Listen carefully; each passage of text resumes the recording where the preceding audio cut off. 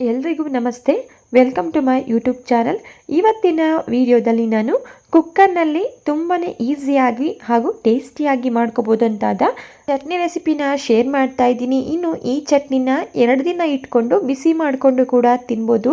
ತುಂಬಾ ರುಚಿಯಾಗಿರುತ್ತೆ. ಒಂದ್ಸಲ ಈ ವಿಧಾನದಲ್ಲಿ ಕುಕ್ಕರ್ನಲ್ಲಿ ಚಟ್ನಿನ ಟ್ರೈ ಮಾಡಿ ನೋಡಿ. ಬನ್ನಿ ಹೇಗೆ ಮಾಡೋದು ಅಂತ ನೋಡ್ಕೊಳ್ಳೋಣ. ಮೊದಲು ನಾನಿಲ್ಲಿ ಒಂದು ಕುಕ್ಕರ್ಗೆ 3 ಹಸಿಮೆಣಸಿನ್ಕಾಯಿನ ಸೇರಿಸ್ಕೊಳ್ತಾ ಇದ್ದೀನಿ.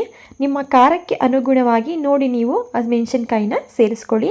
ನಂತರ ಇದಕ್ಕೆ ಒಂದು ಚಿಕ್ಕ ಸೈಜಿಂದು ಈರುಳ್ಳಿನ ಕಟ್ ಮಾಡಿ ಸೇರಿಸ್ಕೊಳ್ತಾ ಇದ್ದೀನಿ. ಹಾಗೆ ಕಟ್ ಮಾಡಿ ಇಟ್ಕೊಂಡಿರುವಂತಹ ಒಂದು ಟೊಮೆಟೊ, 3 ಟೇಬಲ್ ಸ್ಪೂನ್ ಆಗೋಷ್ಟು ನಾನಿಲ್ಲಿ ಶೇಂಗಾನ ಸೇರಿಸ್ಕೊಳ್ತಾ ಇದ್ದೀನಿ. ಇದ್ರ ಜೊತೆಗೆ 1 ಗೆಡ್ಡೆಯಷ್ಟು ಬೆಳ್ಳುಳ್ಳಿ, ಅರ್ಧ ಟೀ ಸ್ಪೂನ್ ಆಗೋಷ್ಟು ಜೀರಿಗೆ, ಅರ್ಧ ಇಂಚ್ ಆಗುವಷ್ಟು ಶುಂಠಿ, ಹಾಗೆ ನಾನಿಲ್ಲಿ ಸ್ವಲ್ಪ ಹುಣಸೆ ಹಣ್ಣನ್ನು ಸೇರಿಸ್ಕೊಳ್ತಾ ಇದ್ದೀನಿ. ನಾನು ಆಲ್ರೆಡಿ 1 ಟೊಮೆಟೊ ಹಣ್ಣನ್ನು ಬಳಸ್ಕೊಂಡಿರೋದ್ರಿಂದ ಸ್ವಲ್ಪ ಹುಣಸೆ ಹಣ್ಣನ್ನು ಸೇರಿಸ್ಕೊಳ್ತಾ ಇದ್ದೀನಿ. ಹುಳಿ ಬೇಕು ಅಂದರೆ ನೀವು ನೋಡಿ ಸೇರಿಸ್ಕೊಳ್ಳಿ. ನಂತರ ರುಚಿಗೆ ತಕ್ಕಷ್ಟು ಉಪ್ಪು, ಸ್ವಲ್ಪ ಅರಿಶಿಣದ ಪುಡಿ, ಹಾಗೆ 1 ಟೀ ಸ್ಪೂನ್ ಆಗುವಷ್ಟು ಎಣ್ಣೆ, ಇದ್ರ ಜೊತೆಗೆ ಒಂದು ಚಿಕ್ಕ ಕಪ್ನಲ್ಲಿ 1 ಕಪ್ ಆಗೋಷ್ಟು ನೀರನ್ನು ಸೇರಿಸ್ಕೊಳ್ತಾ ಇದ್ದೀನಿ. ನೀರನ್ನು ಜಾಸ್ತಿ ಸೇರಿಸಲಿಕ್ಕೆ ಹೋಗಬಾರ್ದು. ನಾವಿಲ್ಲಿ ತಗೊಂಡಿರುವಂತಹ ಎಲ್ಲ ಪದಾರ್ಥಗಳು ಮುಳುಗಿದ್ರೆ ಸಾಕು. ಅಷ್ಟು ನೀರನ್ನು ಸೇರಿಸ್ಕೊಂಡು ಕುಕ್ಕರ್ ಕ್ಯಾಪನ್ನು ಕ್ಲೋಸ್ ಮಾಡಿ ಗ್ಯಾಸ್ ಸ್ಟವ್ ಮೇಲೆ ಇಟ್ಟು ಒಂದು 3 ರಿಂದ 4 ವಿಷಲ್ ಆಗಲಿಕ್ಕೆ ಇದನ್ನು ಬಿಡಬೇಕಾಗುತ್ತೆ. ಈಗ 3 ರಿಂದ 4 ವಿಷಲ್ ಆಗಿದೆ. ಪ್ರೆಷರ್ ಕೂಡ ರಿಲೀಸ್ ಆಗಿದೆ. ನಾವಿಲ್ಲಿ ಸೇರಿಸಿರುವಂತಹ ಎಲ್ಲ ಪದಾರ್ಥಗಳು ತುಂಬಾ ಸಾಫ್ಟಾಗಿ ಬೆಂದಿದೆ. ಇದನ್ನು ತಣ್ಣಗಾಗಲಿಕ್ಕೆ ಬಿಡೋಣ. ತಣ್ಣಗಾಗಿದ ನಂತರ ನಾನಿಲ್ಲಿ ಬೇಯಿಸಿಟ್ಕೊಂಡಿರುವಂತಹ ಎಲ್ಲ ಪದಾರ್ಥಗಳನ್ನು ಮಿಕ್ಸರ್ ಜಾರ್ಗೆ ಸೇರಿಸ್ಕೊಳ್ತಾ ಇದ್ದೀನಿ. ಕಾಮನ್ ಆಗಿ ನೀವು ಎಲ್ಲ ಚಟ್ನಿಗಳನ್ನು ತಿಂದಿರ್ತೀರ. ಆ ಚಟ್ನಿಗಳೆಲ್ಲ ಒಂದಿನ ಅಥವಾ ಅರ್ಧ ದಿನ ಅಷ್ಟೇ ಉಳಿಯೋದು. ಬಟ್ ಈ ಚಟ್ನಿ ಈ ವಿಧಾನದಲ್ಲಿ ನೀವು ಮಾಡಿ ನೋಡಿ, 2 ದಿನ ಇಟ್ಕೊಂಡು ಬಿಸಿ ಮಾಡಿಕೊಂಡು ತಿನ್ಬೋದು.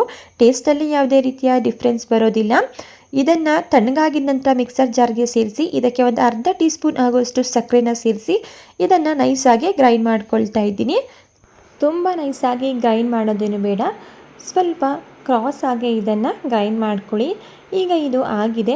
ಇದನ್ನು ಒಂದು ಬೌಲ್ಗೆ ಟ್ರಾನ್ಸ್ಫರ್ ಮಾಡಿ ಇಟ್ಕೊಳ್ತಾ ಇದ್ದೀನಿ. ಈಗ ಚಟ್ನಿಗೆ ನಾವಿಲ್ಲಿ ಸಿಂಪಲ್ಲಾಗಿ ಒಂದು ಒಗ್ಗರಣೆನ ರೆಡಿ ಮಾಡ್ಕೊಳ್ಳೋಣ.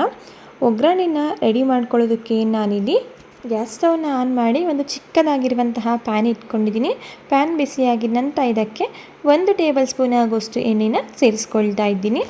ಎಣ್ಣೆ ಬಿಸಿಯಾಗಿದ ನಂತರ ಅರ್ಧ ಟೀ ಸ್ಪೂನ್ ಆಗೋಷ್ಟು ಸಾಸಿವೆ, ಅರ್ಧ ಟೀ ಸ್ಪೂನ್ ಆಗೋಷ್ಟು ಜೀರಿಗೆ, 1 ಟೀ ಸ್ಪೂನ್ ಆಗೋಷ್ಟು ಉದ್ದಿನಬೇಳೆ, 1 ಟೀ ಸ್ಪೂನ್ ಆಗೋಷ್ಟು ಕಡಲೆಬೇಳೆ, ಹುರಿದಿಟ್ಕೊಂಡಿರುವಂತಹ 1 ಒಣಮೆಣಸಿನ್ಕಾಯಿ, ಸ್ವಲ್ಪ ಕರಿಬೇವಿನ ಸೊಪ್ಪು, ಇದ್ರ ಜೊತೆಗೆ ನಾನಿಲ್ಲಿ ಸ್ವಲ್ಪ ಇಂಗನ್ನು ಸೇರಿಸಿ ಒಗ್ಗರಣೆನ ರೆಡಿ ಮಾಡ್ಕೊಳ್ತಾ ಇದ್ದೀನಿ.